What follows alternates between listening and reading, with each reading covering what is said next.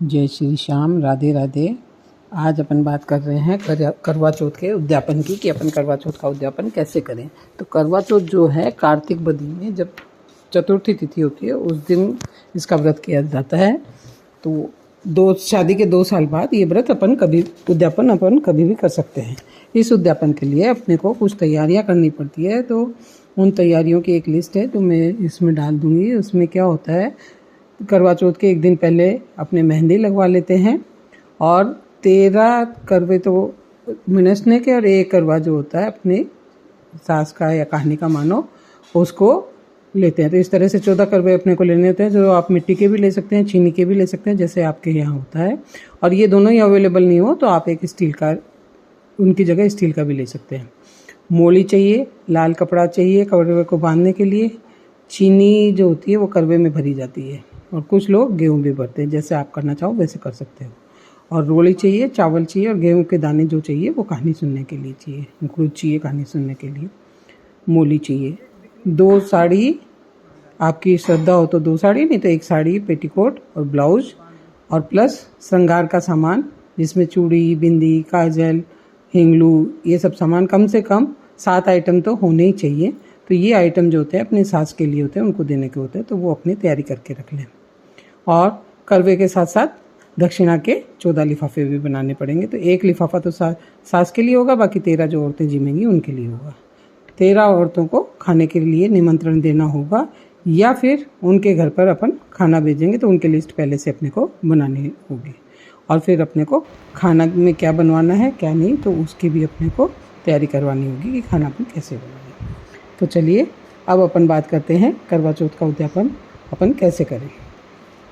तो करवा चौथ का उद्यापन करने के लिए जो मैंने आपको बताया है, लिस्ट बना लो और उसकी तैयारी कर लो, वो सब आप कर लीजिए।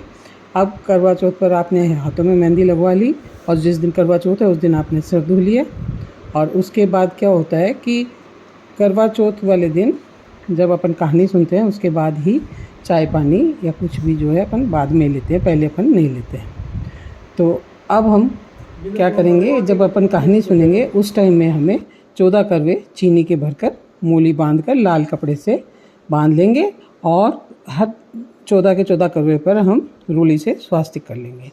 इनमें से 1 करवा तो सास का होगा, बाकी जो 13 हो गए वो जो 13 लेडीज आएंगे उनके होंगे। करवे हम मिट्टी या चीनी के ले सकते हैं, ये मैंने आपको पहले बता दिया। अब कहानी सुनते टाइम पास में ये 14 करवे प्लस 13 करवे जो कपड़े से बंधे हुए होंगे और 1 करवा जो कपड़े से बंधा हुआ होगा वो सास की साड़ी और श्रृंगार का सामान और दक्षिणा के लिफाफे सब एक बर्तन में रख लेंगे, थाली में रख लेंगे।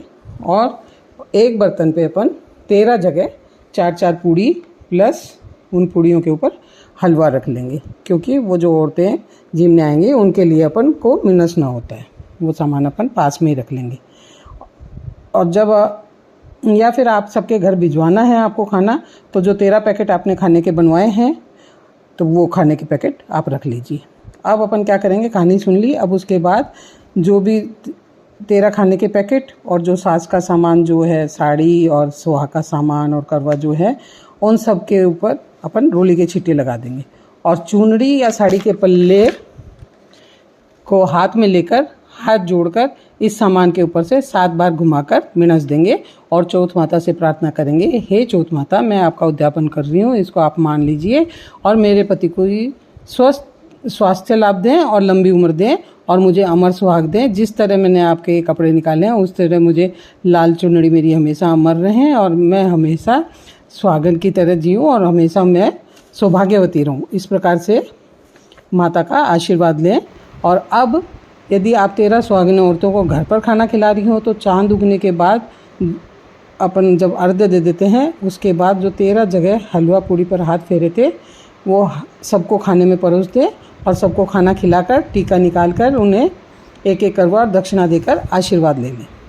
और यदि आप सबके घर भिजवा रही हैं तो वो कहानी सुनने के बाद ही खाने के पैकेट के साथ आप कभी भी भेज सकती है। ज़रूरी नहीं है कि वो चाँद उगने के बाद ही भेजो, वो आप पहले भी भेज सकती है। खाना घर भेजने में चाँद का इंतजार नहीं करते हैं, तो 1-1 करवा, 1-1 दक्षिणा का लिफाफा और खाने का पैकेट आप घर पे भेज सकती हैं। और नहीं हो तो जो साड़ी सुहाग का सामान और पैसे का लिफाफा अपनी सास को कहानी सुनकर उनके पैर छूकर आशीर्वाद लेकर उन्हें दे दें। और यदि सास आपके पास नहीं हो तो वो सामान आप उठाकर रख दें, जब आप वो मिले तो उनको दे दें। सबको खाना खिलाने के बाद स्वयं भी खाना खा लें। इस तरह उद्यापन पूरा हो जाए।